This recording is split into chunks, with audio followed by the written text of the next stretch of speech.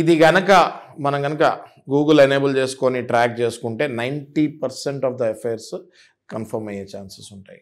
ఇంకా మనం నెక్స్ట్ కనుక చూసుకుంటే సోషల్ మీడియాలో ఒకళ్ళ ఫోటోని ఒకళ్ళు లైక్ చేస్తాము, ఎమోజీస్ పెడతాము, ఇట్లాంటివి కూడా ఉంటాయి. విచ్ ఇస్ ఇండైరెక్ట్గా మనం అది సిట్యుయేషనల్ ఫ్యాక్ట్స్ కిందకి తీసుకుంటాం జరుగుతుంది. అంతేకాకుండా అసలు మనం వీళ్ళు ఒక అడుగు ముందేశారని ప్రూవ్ చేస్తానికి ప్రెగ్నెన్సీ కూడా వీళ్ళకి వస్తుంది. నేను చాలా కేసెస్ డీల్ చేస్తున్నా ఇట్లాంటివి.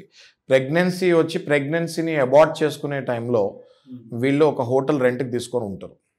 ఓకే, నెల రోజులు 2 నెలలు హోటల్లో ఉన్న అమ్మాయిలు కూడా చూశాను నేను.